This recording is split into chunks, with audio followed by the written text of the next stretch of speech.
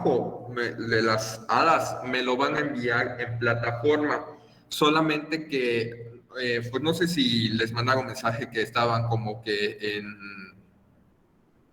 ¿cómo se llama?, en mantenimiento. Entonces, para no causar problemas, preferí esperarme. Entonces, entre hoy y mañana probablemente ya pongo la plataforma. De todas maneras, les voy a avisar. Ya activé la plataforma para que puedan subir su trabajo. ¿Vale?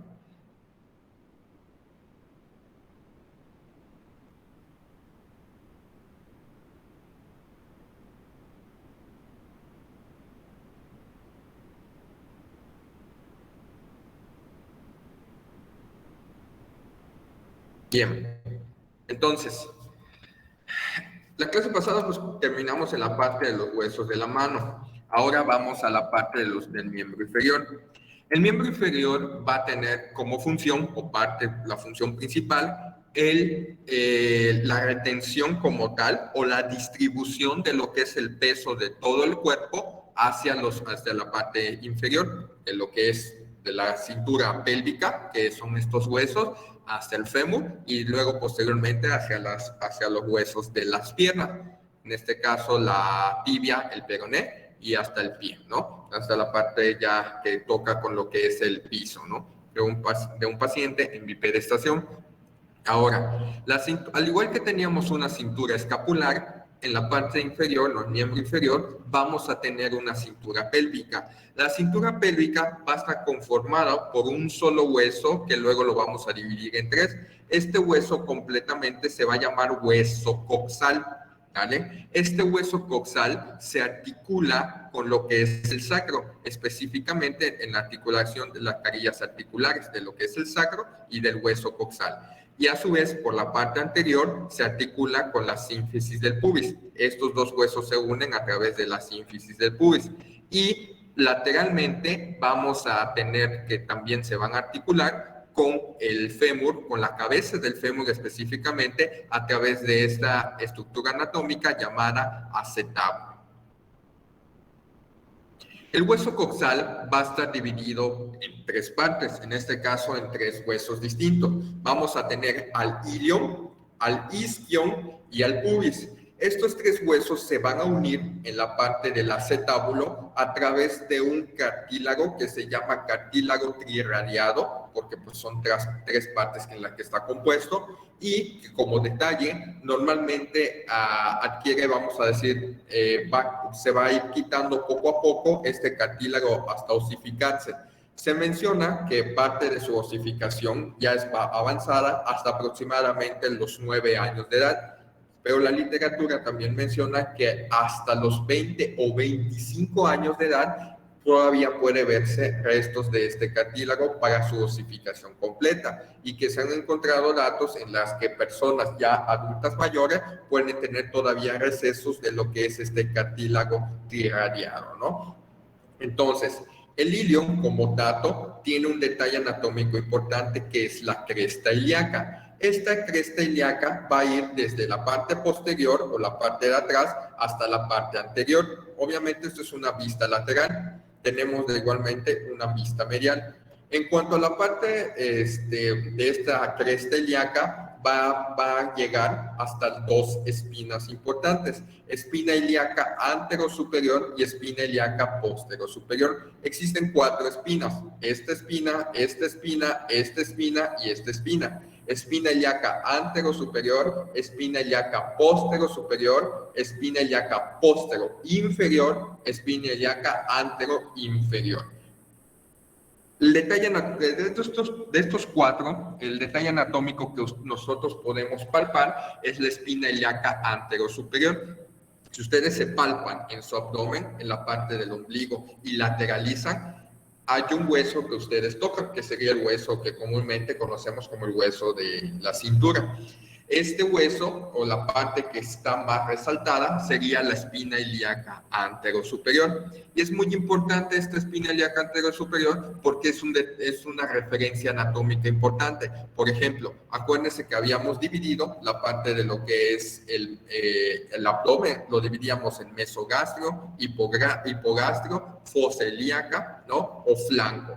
Entonces, la fosa ilíaca normalmente corresponde a lo que es en este caso, por eso se llama ilíaca, porque está cerca del ilion, cerca de la espina ilíaca anterosuperior, e incluso se toma como referencia entre la espina ilíaca anterosuperior y el ombligo para poder encontrar el punto, en este caso el punto de McBurney, donde se da el signo de rebote cuando el paciente tiene apendicitis, que normalmente el punto de McBurney corresponde normalmente a los 2/3 interiores y al tercio exterior, al punto que toca la espina ilíaca anterosuperior del ombligo, lo dividimos en 3 partes, y el tercio, en este caso más exterior, es el conocido como punto de McBurney o punto donde se va a dar el signo del rebote, ¿no? Ese es un detalle, por eso es un detalle anatómico importante.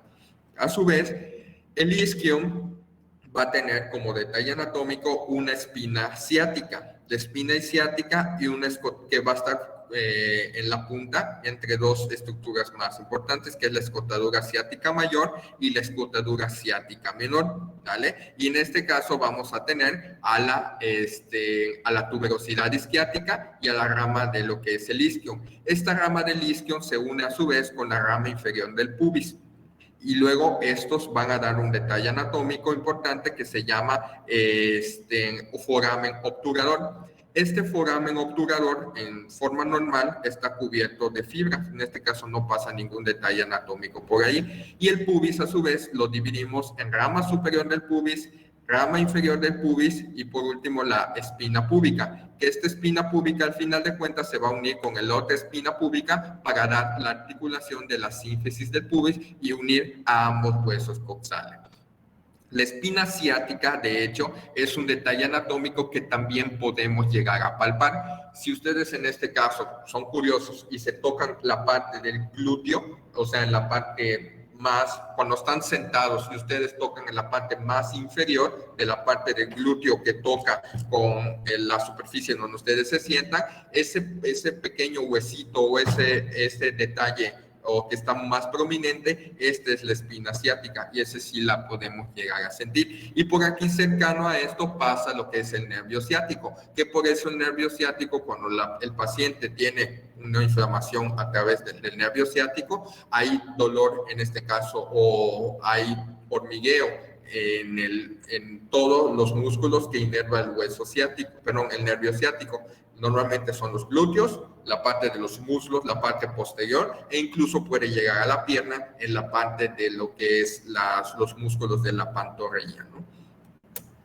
Esto es visto desde una vista medial. En cuanto a la vista medial, básicamente son los mismos, cresta ilíaca, espina ilíaca anterosuperior, espina ilíaca posterosuperior. Tenemos a la tuberosidad ilíaca y a la carilla articular. Esta carilla articular es donde se va a unir con el promontorio del sacro para formar ya como tal a la cintura pélvica, ¿no? Escotadura ciática mayor, el cuerpo del ilion. Acá tiene un detalle muy importante llamada línea arcuata, que luego desciende para la parte de la rama superior del pubis, cresta pectínea, porque el músculo pectíneo se va a insertar en esta manera, la espina púbica, que ya dijimos, que luego posteriormente aquí se va a dar lugar a la sínfisis del pubis. Y todo esto pues son las escotaduras que ya vimos, la escotadura ciática mayor, escotadura ciática menor y las ramas de cada uno. El hueso coxal es importante porque nos va a hacer una división anatómica, ¿vale? Entre la pelvis, ¿no? La pelvis mayor y una pelvis menor. La pelvis mayor va a estar conformada por toda la parte anterosuperior, que va desde el promontorio del sacro hasta lo que es esta parte de la sínfisis del pubis, ¿ok?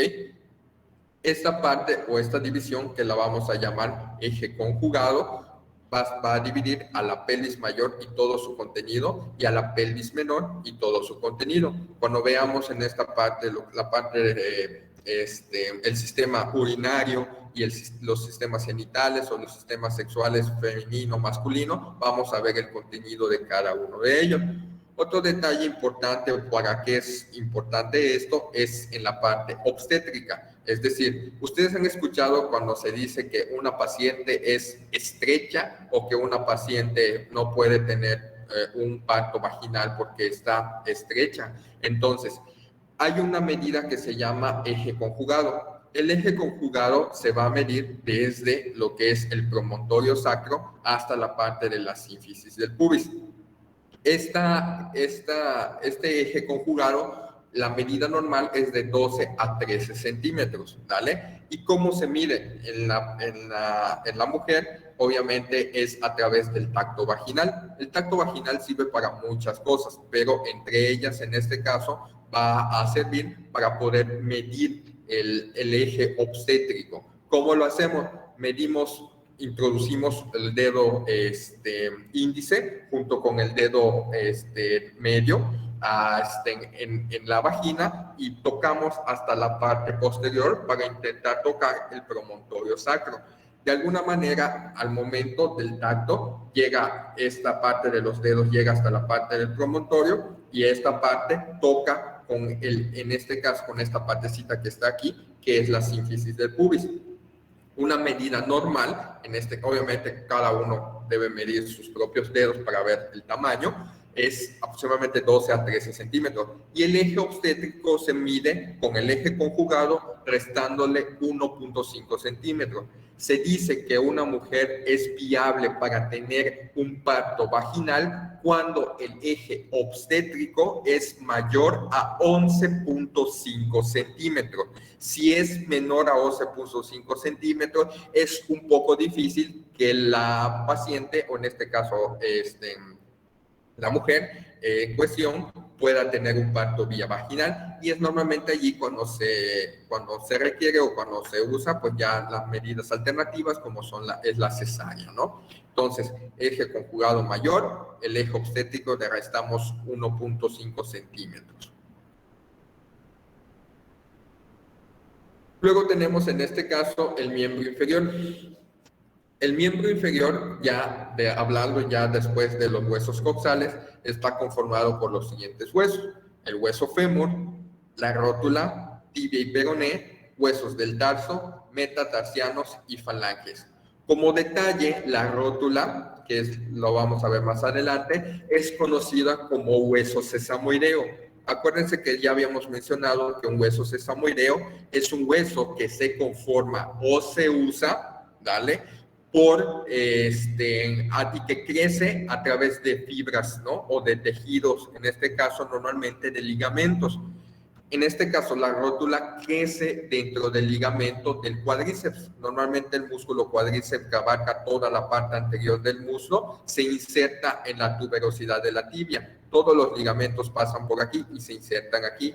Entonces, un hueso sesamoideo crece dentro de un ligamento cuando en esa parte, específicamente la rodilla, necesita un apoyo extra, o en este caso está en constante estrés mecánico, y por el movimiento, pues poco a poco se va formando esa rótula. Obviamente, pues eso es cuestión de evolución que creció desde hace mucho tiempo, ¿verdad? Antiguamente, pues, hablando de la parte evolutiva, pero pues ahora esta rótula pues ya se conforma con un hueso. Sin embargo, clasificatoriamente sigue como un hueso sesamoideo.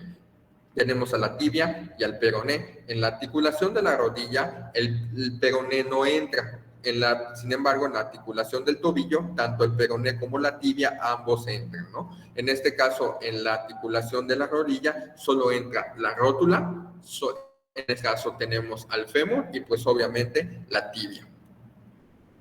En cuanto al fémur, vamos a tener detalles anatómicos. Ya dijimos que la parte de la epífisis, o la parte de arriba del fémur, la parte de la cabeza específicamente, se va a articular con este caso con el hueso coxal, que ya habíamos mencionado. A su vez, luego tenemos de la cabeza, tenemos un cuello.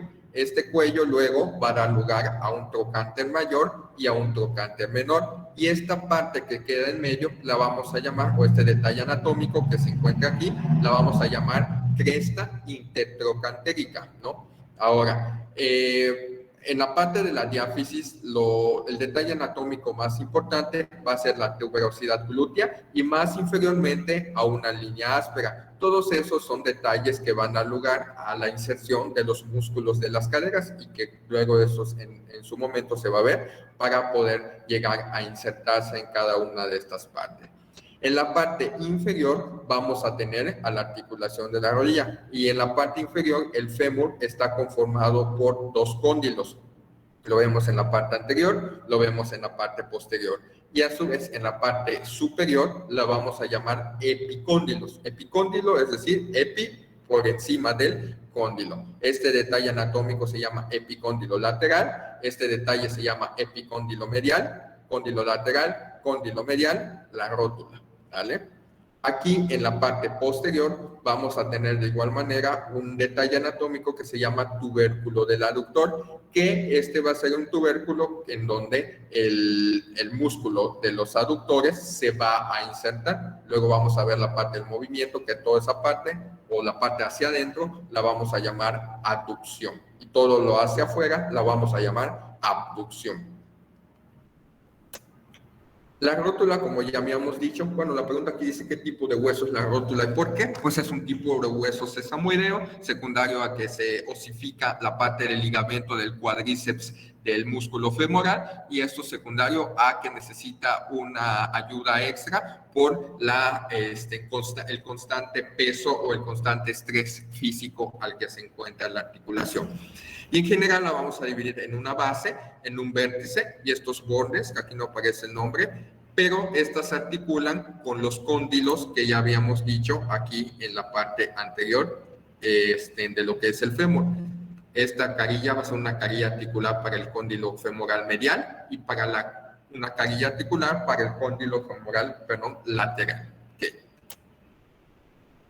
Posteriormente luego vamos a tener a la tibia y al peroné. En este caso, la tibia sí entra dentro de la articulación de la rodilla y a su vez, de alguna manera, tiene cierto contacto con lo que es la rótula. En cuanto a la parte de lo que es la tibia, también vamos a tener detalles anatómicos como el cóndilo lateral y el cóndilo medial, que en este caso no hay que confundir con los cóndilos del fémur. Este es del fémur y pues este es de la tibia. Ahora, la tuberosidad tibial es un detalle anatómico importante porque sirve de inserción al músculo cuádriceps. En este caso van a venir acá los 4 ligamentos del cuádriceps y acá se van a insertar, ¿vale? Y por eso es el músculo que nos permite hacer la flexión y extensión de lo que es la articulación, ¿no? O sea, no es el único, pero pues es el que entra como tal dentro de esa parte. Luego tenemos a la tibia en su parte diafisaria. Vamos a tener este detalle anatómico que le vamos a llamar borde o cresta anterior, que este borde o cresta anterior va a dar lugar a la inserción de los músculos o origen más bien de los músculos que luego van a llegar incluso hasta el pie. El peroné y la tibia se van a unir a través de esta membrana interósea, que es una membrana en este caso de tipo fibrosa. Ahorita vamos a ver cuando veamos la clasificación de las articulaciones en dónde entra. La tibia y el peroné a su vez van a tener dos uniones, una articulación tibio-peronea proximal y una articulación tibio-peronea distal.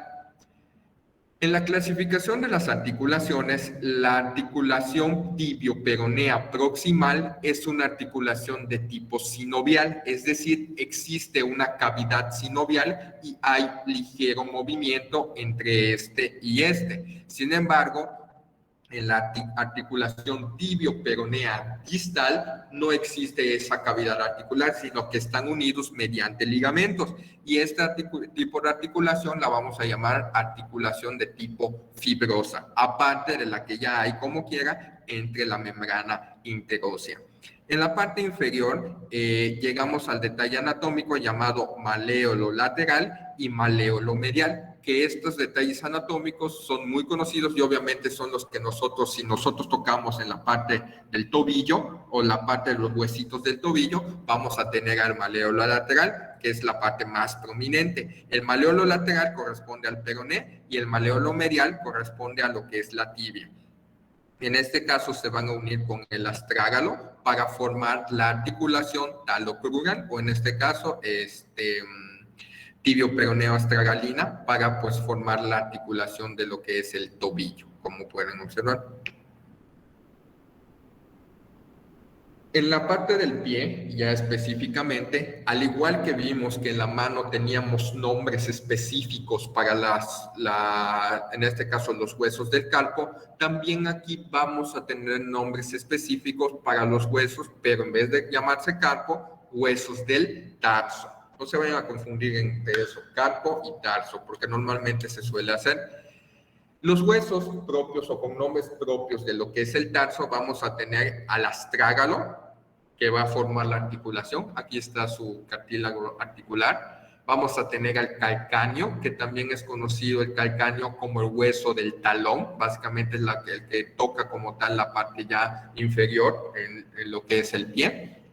Tenemos de igual manera en la parte ya un poco más anterior, tenemos al navicular, al cuboides y a los huesos cuneiformes o cuñas, que tienen su nombre cuneiforme 1, cuneiforme 2, cuneiforme 3, o cuña 1, cuña 2 y cuña 3. Esos son los nombres que reciben.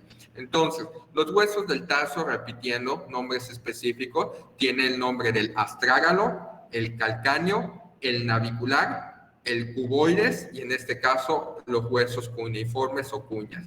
Cuña 1, cuña 2, cuña 3. Y a su vez, estos huesos del tarso luego se articulan con los huesos de los metatarsos o los metatarsianos, que estos metatarsos a su vez van a tener sus partes. Tenemos una cabeza de metatarsiano y una base metatarsiana y una cabeza metatarsiana. Y a su vez, cada uno de estos metatarsos se van a unir con cada una de las falanges. Acuérdense que al igual que en la mano, todos los dedos, tienen a 3 falanges, exceptuando el primer dedo o el dedo gordo, que normalmente solo va a tener 2 falanges, una falange proximal y una falange distal. Como detalle anatómico tenemos a la unión entre la cabeza del primer metatarsiano y en este caso con la falange proximal del primer dedo.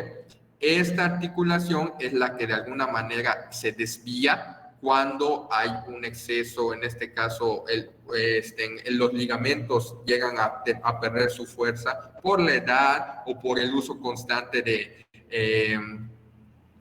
zapatos de altura como son los tacones y normalmente da lugar a los famosos juanetes. De hecho, si tocan un juanete o en este caso ustedes ven la deformidad, lo que ustedes van a estar observando es la cabeza del primer metatarsiano que normalmente se ve de forma prominente en la parte de lo que es un juanete, ¿no? Con los famosos juanetes conocidos. Otro detalle igual son los arcos del pie. Ustedes habrán escuchado a gente que dicen, es que es pie plano, ¿no? Cuando decimos que es pie plano, es cuando un paciente, los ligamentos o la fuerza de los ligamentos de la planta del pie normalmente están decaídos o en este caso no tienen una fuerza adecuada. Estos arcos del pie o la forma en que se forma como tal el pie plano es por la debilidad de los ligamentos. Sin embargo, tenemos a su vez estos arcos que están formados por los arcos del hueso. Los arcos del hueso no influyen en que una persona tenga pie plano, porque los huesos al final de cuentas tienen la forma adecuada. Lo que influye es la debilidad entre cada uno de los ligamentos alrededor de estos arcos. Y como tal, lo que me interesa ahorita es mostrar cómo están conformados los arcos, pero óseos, ¿vale? No los ligamentarios. Tenemos un arco, le llamamos arco longitudinal lateral, un arco longitudinal medial y un arco transverso. El medial, en este caso, va a estar conformado por el calcáneo, el navicular, los cuneiformes, parte de los cuneiformes, y los metatarsianos, en este caso, va a estar del 1 al 3. El lateral, a su vez, va a estar formado por el calcáneo, el cuboides y la base de los metatarsianos 4 y 5. En este caso, sería el medial, el lateral.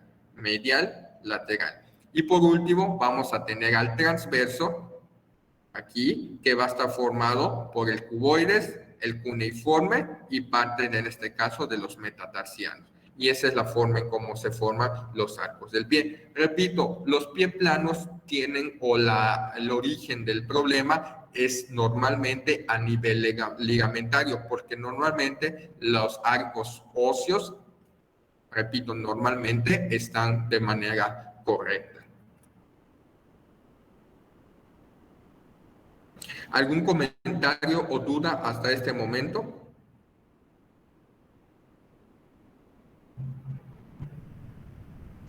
No, profe, todo bien. Perfecto. ¿Alguien ya hizo la tarea?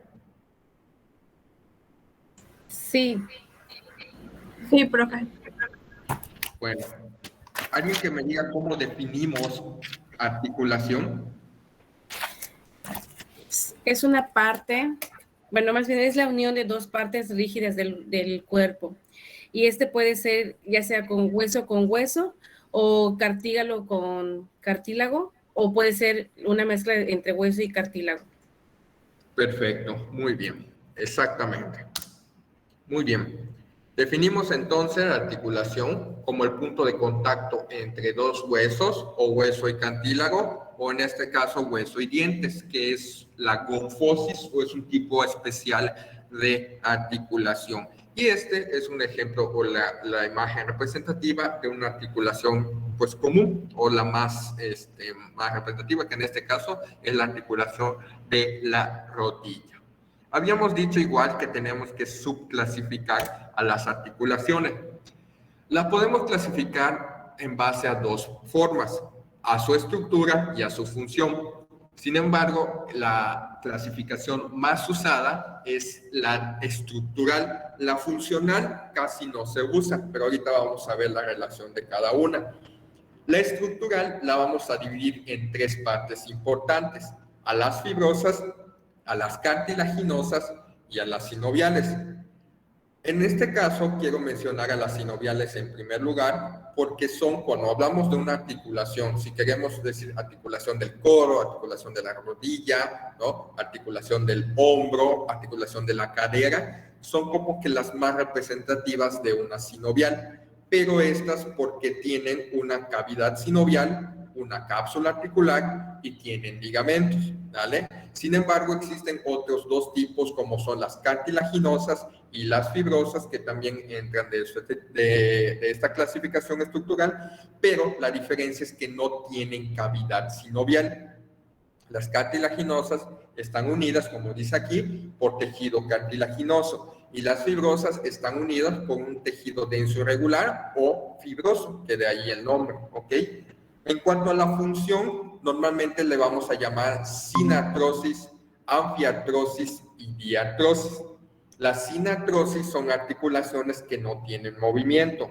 Las anfiartrosis son articulaciones que tienen movimiento limitado. Y por último, las diartrosis son articulaciones que tienen gran movimiento, que si lo vemos en detalle o analogía con la estructural, normalmente vienen siendo las sinoviales, ya que la fibrosa y la cartilaginosa, al no tener tanto movimiento, normalmente las articulaciones fibrosas y cartilaginosas también se clasifican como sinartrosis o anfiartrosis, que aquí lo vamos a ver. En su mayoría, las articulaciones fibrosas tienen poco movimiento o ningún movimiento. Entonces, le vamos a llamar, normalmente en cuanto a la parte funcional, ya dijimos, la vamos a llamar sinartrosis o anfiartrosis, ¿vale? Debido a que es un poco difícil de determinar cuándo una articulación tiene poco movimiento o nada de movimiento, por eso es entonces que esta clasificación es un poco ambigua. Sin embargo, esta, pues sí, porque es el componente de cada una de ellas, es la clasificación estructural. Entonces, ejemplo de articulaciones fibrosas serían las suturas, específicamente en el cráneo. Es el único lugar donde hay sutura, que normalmente va a estar conformada por una delgada capa de tejido conectivo, denso e irregular. Como dice acá, solo se va a dar en los huesos del cráneo. De igual manera, otro subtipo vamos a llamarle sindesmosis. En este caso, la sindesmosis es de tipo, una articulación de tipo ligamentaria, como por ejemplo, la articulación tibio-peronea distal, que ya habíamos dicho, la articulación tibio-peronea distal es de tipo fibrosa, y la articulación tibio-peronea proximal es de tipo sinovial. Hay una cápsula sinovial en la proximal, pero en la distal no hay cápsula articular, entonces es de tipo sindesmosis o es un tipo de articulación fibrosa. Y dentro de esta clasificación entra la gonfosis, que la gonfosis es la articulación entre los dientes y los maxilares, ya sea maxilar inferior o maxilar superior. Por último, de igual manera, tenemos a una membrana interósea, que la membrana interósea son normalmente láminas de tejido conectivo denso y irregular que une huesos adyacentes. Y tenemos dos membranas interóseas importantes, una en el miembro superior y una en el miembro inferior. ¿Se acuerdan entre qué hueso se da la membrana interósea del miembro superior?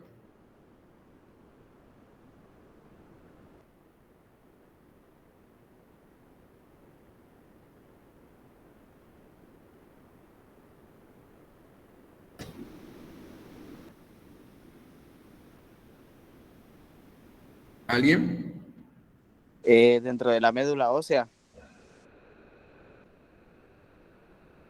Médula ósea. No. Membrana interósea. Habían dos huesos del miembro superior que estaban unidos por una membrana interósea. Ya dijimos que en el inferior es la tibia y el peroné. Pero en el miembro superior, ¿qué músculos? Bueno, ¿qué huesos?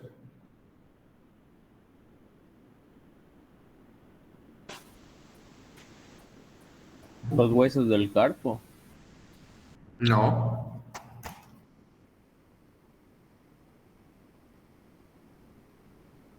Los huesos del cúbito. Bueno, el cúbito solo es un hueso, entonces no podemos decir huesos del cúbito. El cúbito y el radio. Radio. La unión entre el radio y el cúbito da un lugar a la membrana. Igual hay una membrana interósea entre ellos. Bien, entonces como podemos ver, acá tenemos el tibia y peroné como ejemplo, a la gonfosis que ya dijimos, ¿vale? Otra membrana interósea, ya dijimos igual la articulación tibio-peronea distal de tipo fibrosa sin desmosis, y por último a las suturas que en este caso ya dijimos que solamente se dan en el cráneo. Bien, una sinostosis en este caso es una articulación ósea en la que se produce una fusión completa de dos huesos separados en uno solo. A ver.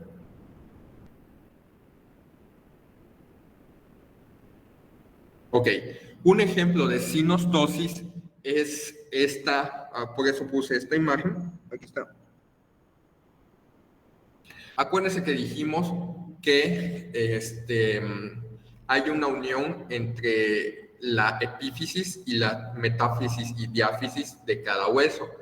Esta unión está dada por una línea epifisaria. Cuando estamos pequeños, pues esta línea epifisaria, llamada cartílago de crecimiento, de igual manera, va a dar lugar a esta unión. Si somos muy estrictos y muy puristas en cuanto a la definición, esta también sería un tipo de articulación. Entonces, ¿qué tipo de articulación sería? Tipo sinostosis, es decir, une a dos huesos en uno solo al final de cuentas. Obviamente eso conforme el tiempo pasa se osifica y pues ese tipo de articulación pues va desapareciendo, pero ese es el nombre que recibe, al menos cuando no está osificada completamente. Luego tenemos a las articulaciones cartilaginosas. Las cartilaginosas en este caso van a estar unidas, como su nombre lo dice, con un cartílago. En este tipo de articulaciones, los huesos que se articulan están conectados en forma estrecha, ya sea por cartílago hialino o por fibrocartílago. Y nuevamente, la clasificación funcional serían de tipo anfiartrósicas o sinartrósicas, es decir, ningún movimiento o nulo movimiento. Aquí vamos a encontrar dos ejemplos, a la sincondrosis y a la sínfisis. La sínfisis, que es el ejemplo pues, más común, es, como dice, es una articulación compuesta por cartílago hialino con un disco de fibrocartílago intermedio. Y la sínfisis más común o conocida, o la, vamos a decir, la más representativa, es la sínfisis del pubis. En cuanto a la sincondrosis, vamos a tener que es una articulación cartilaginosa en la que el material de conexión es cartílago hialino. Este dato, en este caso, hace la diferencia de la sinostosis en que este no es cartílago hialino. Este sí es cartílago hialino. Y el ejemplo más común entre esta articulación es la primera costilla con el esternón, que a su vez tiene ligeramente movilidad, es decir, sería un tipo de sinartrosis. En cambio, la sínfisis casi no, en este caso no tiene movilidad y sería un tipo de anfiartrosis. Luego, entrando en forma a la articulación sinovial, ahora en cuanto a clasificación funcional, esta sería una diartrosis, ¿vale?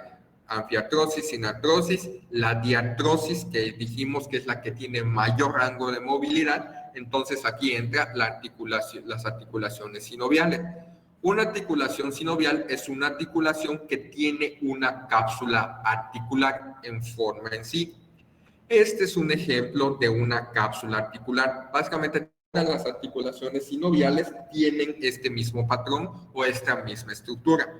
En primer lugar, hemos de notar que los huesos no se tocan, es decir, están separados. Por tanto, en cuanto a la movilización, en teoría deben estar completamente separados, o sea, no por gran espacio, pero de alguna manera no se tocan entre ellos.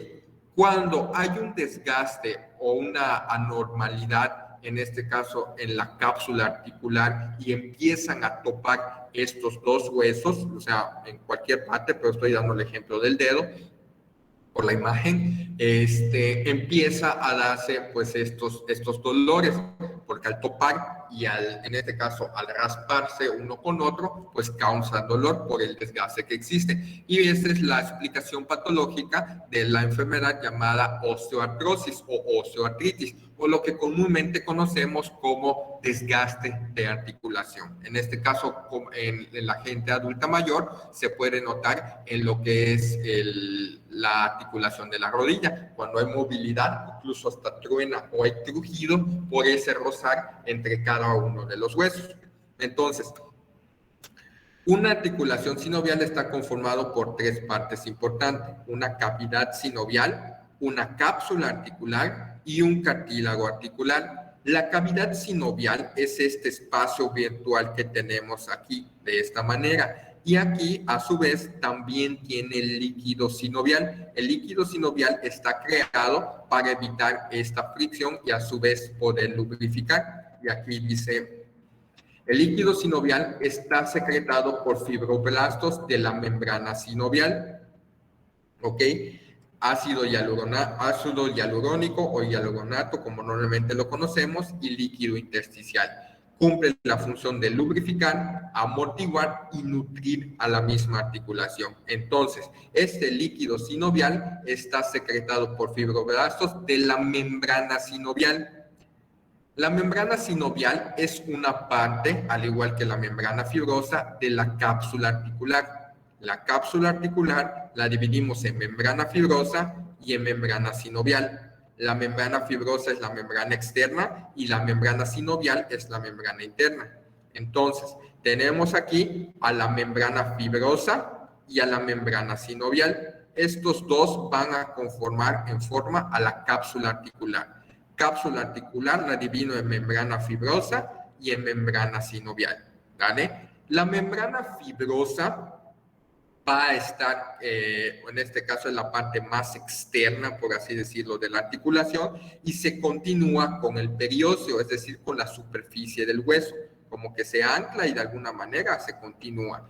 Luego, a su vez, la membrana sinovial se va a estar revistiendo a toda la parte interior y se continúa con el cartílago articular. Entonces, cartílago articular, luego sigue la membrana sinovial y revisten a toda la cavidad de la articulación.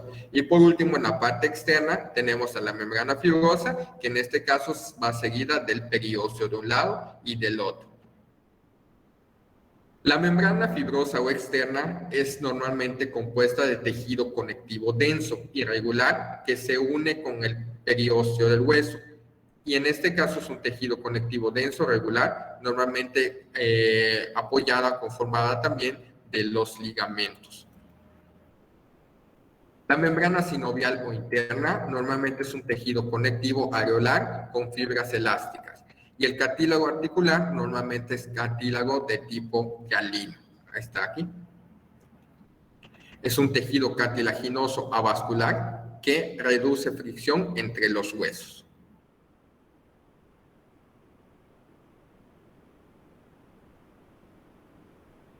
Las articulaciones, a su vez, también pueden tener elementos accesorios, ¿vale? Pueden tener ligamentos extracapsulares, ligamentos intracapsulares, discos articulares, labrum o labio fibrocartilaginoso, bolsas sinoviales y, a su vez, vainas tendidosas.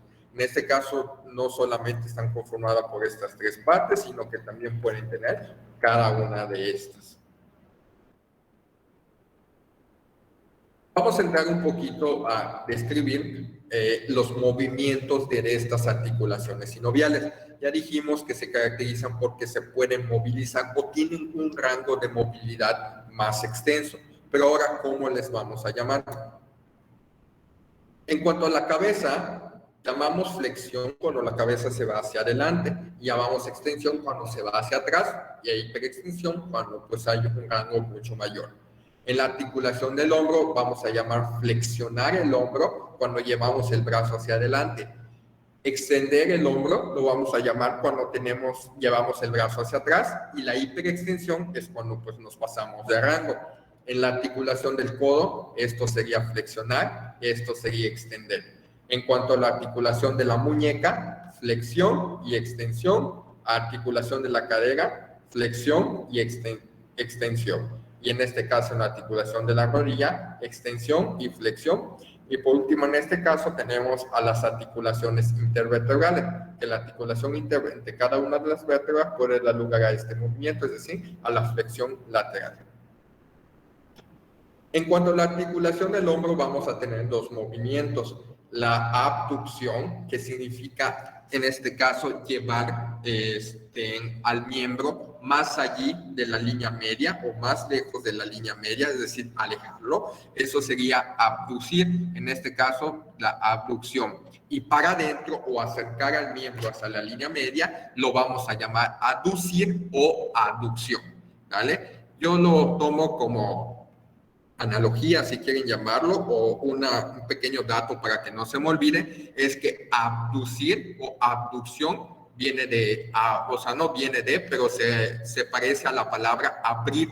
Por tanto, el abrir, o en este caso hacia afuera, es abducir o abducción, y hacia adentro, pues obviamente no tiene nada que ver con la palabra, pero pues el contrario es aducción. Abducción, aducción, en los dedos, sin contar el pulgar, solamente estos, abducción, aducción, abducción y aducción, en la articulación de la cadera y en la de los dedos. Bien, de igual manera vamos a tener a la articulación atlantoaxoidea, que acuérdense que en este caso se refiere a la articulación entre el atlas, que es C1, y el axis. Ya habíamos dicho que el axis tiene una prominencia importante que se llama apófisis odontoides, que esta apófisis odontoides va a servir como eje para poder hacer el movimiento de rotación. Luego tenemos a la articulación del hombro, que va a hacer rotación lateral, rotación medial, y por último la articulación de la cadera, rotación medial, rotación lateral. La articulación temporomandibular podemos elevar, deprimir, protraer, retraer. En la articulación del pie, inversión, eversión, dorsiflexión y flexión plantar. Aquí no hay extensión, solamente flexión, pero es hacia arriba, dorsiflexión, hacia abajo, flexión plantar. Luego, la articulación radiocubital. En la articulación radiocubital vamos a tener dos movimientos importantes: la pronación, o llevar la mano hacia abajo, y la supinación, o llevar la mano hacia afuera. Y por último, en este caso, la articulación campometacarpiana. Esta nos va a dar lugar al movimiento que nos hace diferentes a los primates, en este caso, por la evolución, a la oposición. que de hecho existe un músculo que se llama acá, que se llama opositor del pulgar, y este músculo es el desarrollado que nos hace diferentes, entre tantas cosas, pero principalmente en cuanto a la parte física, a que nosotros podemos hacer esta oposición. Y ahora tenemos a las articulaciones sinoviales, la subclasificación de estas sinoviales. Tenemos atrodia, enatrodia, anartrosis, gínglimo o troclear o en bisagra, condilia, trocoide y encilla de montar. ¿Alguien puede darme un ejemplo de articulación de atrodia?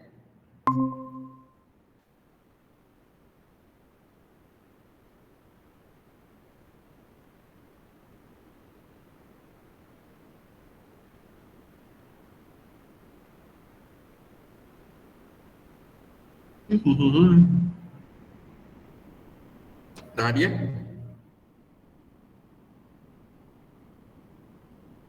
Sí, profe. Son las que también se le conoce como planas.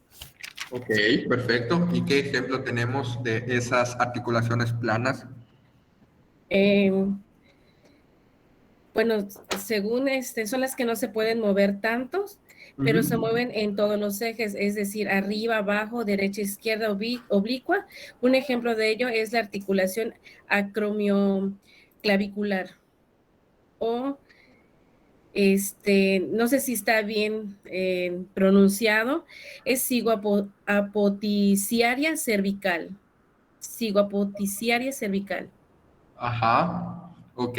La atrodia normalmente, o vamos a decir, la característica va a ser que solo permite movimientos de desplazamiento, como tú ya dijiste.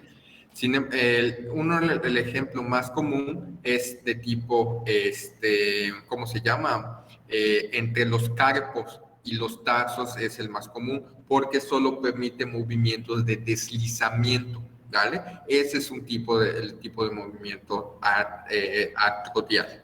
Muy bien. En la acromioclavicular, de igual manera, de hecho, no, la acromioclavicular no es, bueno, en la parte de aquí, sí, porque la esternoclavicular es de otro tipo. Sería en este caso en silla de montar, que eso lo vamos a ver luego más adelante. Pero atrodia en este caso sí puede ser la acromioclavicular porque solo permite movimiento de deslizamiento. No es que haya una gran movilidad. Entonces, atrodia solo movimiento de deslizamiento. Ok. Enartrosis, un ejemplo de enartrosis. En Andrés dice que es una forma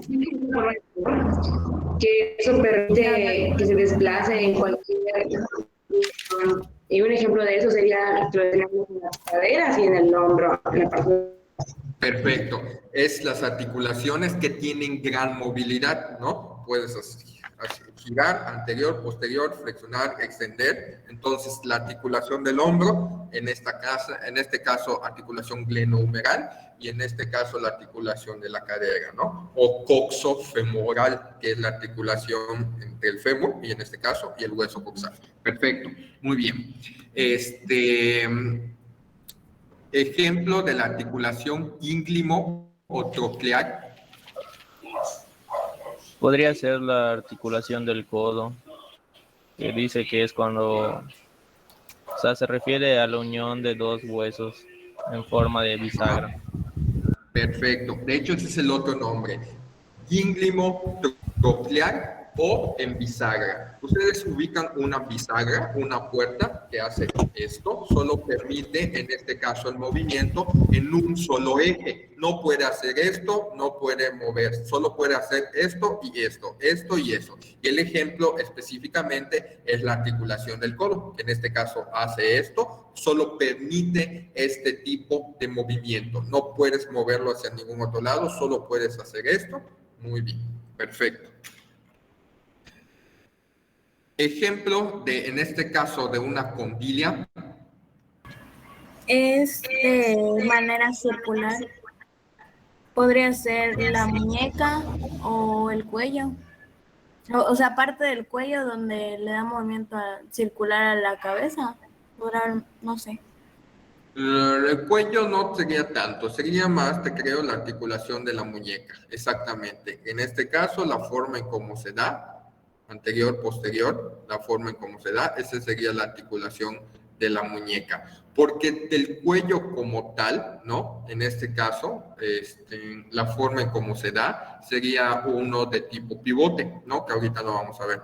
El siguiente entonces sería de tipo trocoide, que el trocoide ya sería como tal el... ¿Qué pasó, María Luisa? Estos son los que tienen como forma de elipse, por así decirlo. Exactamente. La condilia o elipsoidal, ese es su otro nombre, así es. El trocoide, que es el que vamos a decir, el ejemplo, que es el más común, es la articulación atlantoaxoidea, que en este caso el atlas, que acuérdense que estaba completamente circular, y el axis, nada más que la diferencia es que el axis va a tener la apófisis odontoides, y esa apófisis odontoides va a servir como eje para hacer pivote.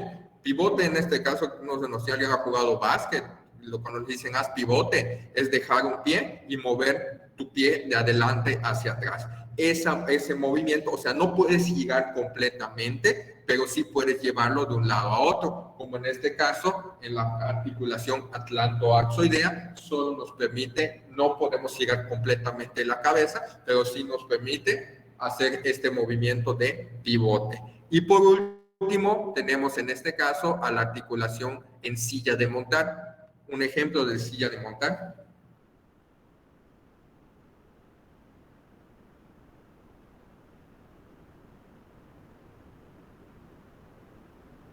Yo tengo aquí que el trapecio metacarpiana o calcáneo coboide. ¿Y qué hace esa articulación?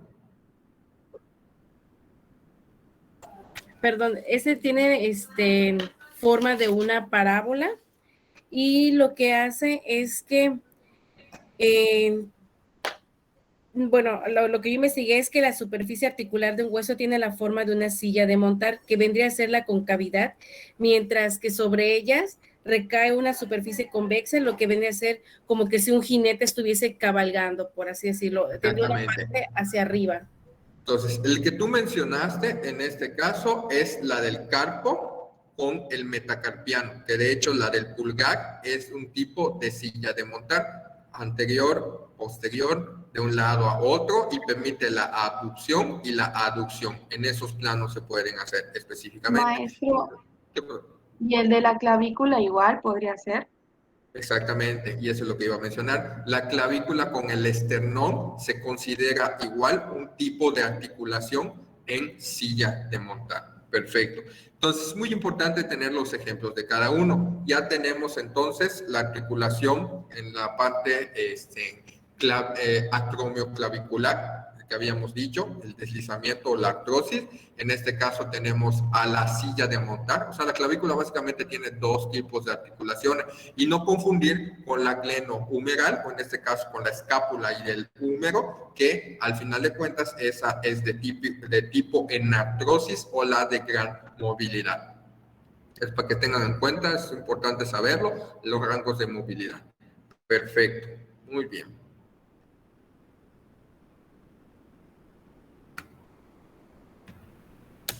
Y acá tenemos un ejemplo. Entonces, dijimos que la articulación del hombro, ¿qué tipo es?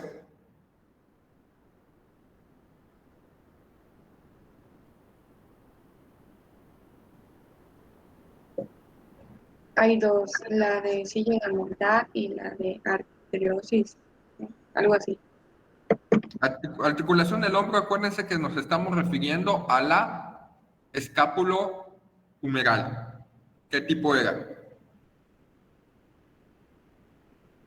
Las articulaciones en la artrosis. En artrosis, perfecto, muy bien, exactamente.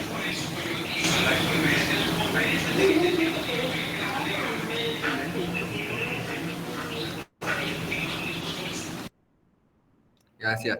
La articulación del codo, entonces, ¿qué tipo era? Artroid. Troqueales. Troclear. ¿O qué otro nombre recibe? Ganglino. Gínglimo o una más, falta un nombre más. ¿Es de bisagra o gínglimo? Gínglimo, bisagra, en este caso troclear, perfecto. La articulación de la cadera, ¿qué dijimos? Esférica. Ajá, o el nombre específicamente de la clasificación que ya vimos. Porque ese es otro nombre. Trocoide. No trocoide. Enartrosis. Enartrosis, exactamente. Es un tipo enartrosis. Perfecto. Muy bien. La articulación de la rodilla.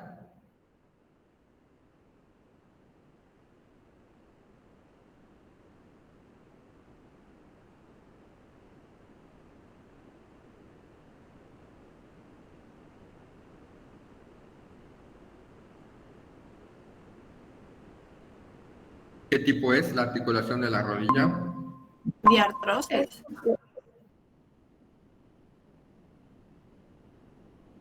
¿Es trocoide? No es trocoide. Esta era igual a la de bisagra.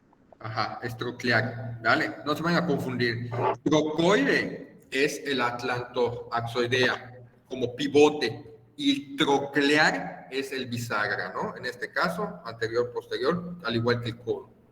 Hagan la analogía. Imagínense que esto es como la pierna de igual manera. Este es el muslo y en este caso es la pierna. Si esto es como la articulación de la rodilla, es exactamente el mismo tipo. Perfecto.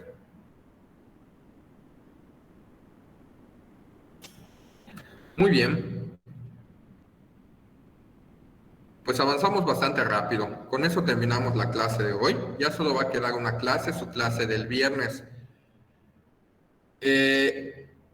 Su examen pues sería el día lunes, o sea, de acá a una semana. Entonces, dijimos que su proyecto lo entregan un día antes del examen, entonces va a ser el domingo la última fecha para entregarlo. Les digo, no he habilitado las plataformas de las tareas, porque pues todavía no me han dicho, pero hoy o mañana lo voy a habilitar. El examen todavía no me han dicho si puede ser presencial, o sea que ustedes vengan a presentar examen, pero yo les avisaría el viernes. El viernes yo les digo si su examen va a ser aquí, tienen que venir, o que va a ser en sus casas en línea, pero eso todo va a depender, yo les aviso. Maestro, ¿Qué pasó? de hecho el lunes ya empezamos a presencial con enfermería comunitaria. Entonces, ¿Cómo? no sé, ya empezamos presencial la próxima semana con enfermería comunitaria. Ah, pues entonces probablemente si tienen que venir, pues muy probablemente sí, entonces el examen pueda ser acá. Primero presentan y ya luego se van a su clase, ¿no? De hecho, maestro, enfermería comunitaria toca el mismo día que usted, o sea, hoy, pero más temprano, como las 9, creo, más o menos. Ok, antes tienen su comunitaria, ¿no? Ah, ok. Entonces, pues sí, vienen a su clase y luego de eso, pues ya ustedes pasarían aquí conmigo para su examen. Entonces sí va a tener que ser en, ¿cómo se llama? En presencial, aquí. Una pregunta, ¿Qué profesor. pasó? El examen va a ser, preguntas abiertas de manera general o muy específico. Ok, siendo sinceros, sí, qué bueno que lo comentas.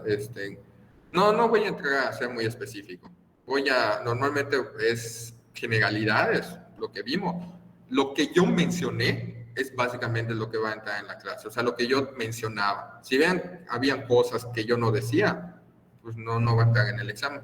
Pero al menos, por ejemplo, ahorita la clasificación y todo, eso de ley entra.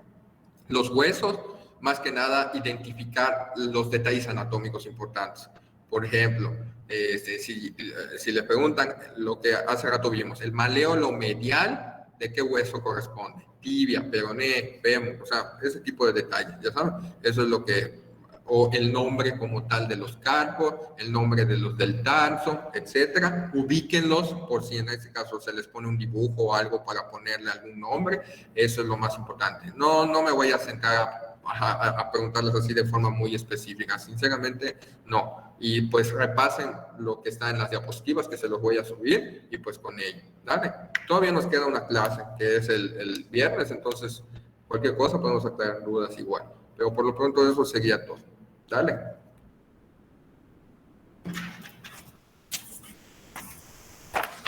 Ok, profe, y en este caso nos retiramos, ya nos salimos, ¿no? Sí, ya pueden salirse de la llamada. Ok, gracias, Adiós, profe. profe. Gracias. Bueno, Buen día.